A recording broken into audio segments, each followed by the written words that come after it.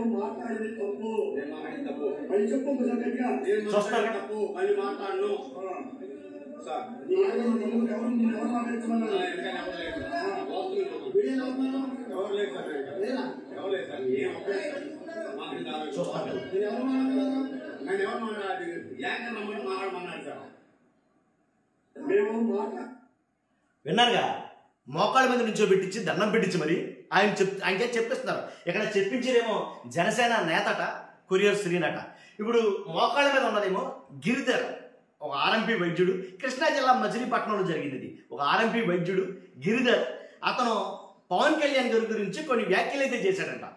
ఏం వ్యాఖ్యలు చేసాడంటే చెప్తాను. ఫస్ట్ అయితే లైక్ చేయండి, ఎక్కువ మందికి ఇన్ఫర్మేషన్ షేర్ అవ్వాలి. షేర్ చేయాల్సిన బాధ్యత మీదే.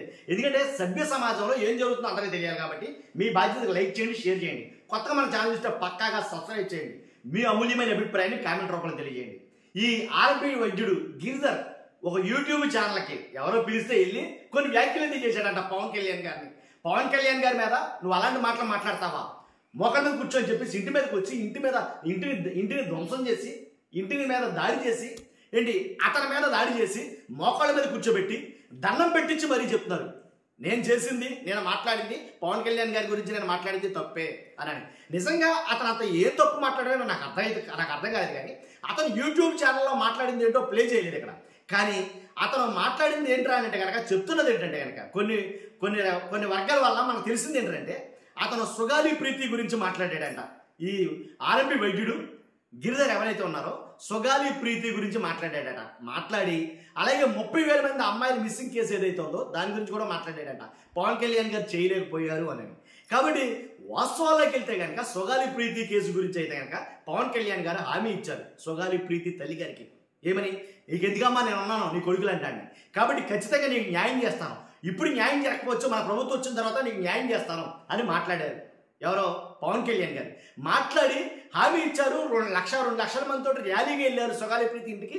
నిజంగా అప్పటి వరకు నిజంగా ఆయన అన్నట్టుగా ఎంతో కొంత ఆ ప్రభావం చాలా ఇంపాక్ట్ అయితే చూపించింది పవన్ కళ్యాణ్ గారి ప్రభావం.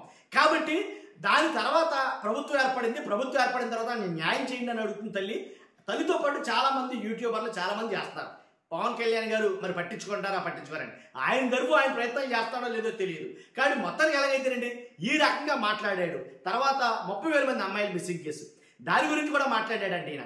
కానీ 30,000 మంది మిస్ అయిపోయారు అని అన్నారు కదా పవన్ కళ్యాణ్ గారు. కాబట్టి మీరు ఆ 30,000 మంది తీసుకొచ్చారా లేదా అని ఒక యూట్యూబ్ ఛానల్లో ఆయన మాట్లాడినందుకు గాను ఆయన మీద జనసేన నాయకులు ఒక రౌడీల్లాగా ప్రవర్తించి, గోండాల్లాగా ప్రవర్తించి, ఏంటి అతని మీద దాడి చేయడం, అతని ఇంటి మీద దాడి చేయడం చేశారు అని పేరు నాని గారు మాట్లాడతారు.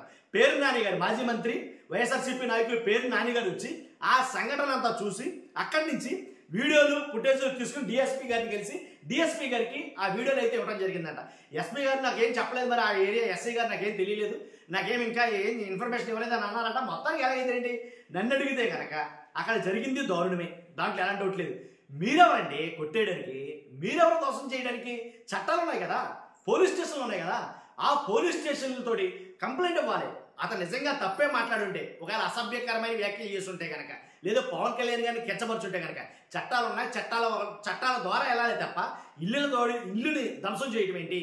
లేదు, ఈ గిరిధర్కి సపోర్ట్గా వచ్చినందుకు గాను, గిరిధర్ తరపున మాట్లాడడానికి వచ్చినందుకు గాను ఈ గిరిధర్తో పాటు సతీష్ అనే దళితుడు అనే వ్యక్తిని, అతనేమో రజకుడు, ఇతనేమో దళితుడు, వచ్చినందుకు గాను ఇతను బడ్డీ కొట్టుని ధ్వంసం చేసేసారట. సతీష్ అనే బడ్డీ కొట్టుని ధ్వంసం చేసేసారంట. కాబట్టి అది ఎంతవరకు కరెక్ట్?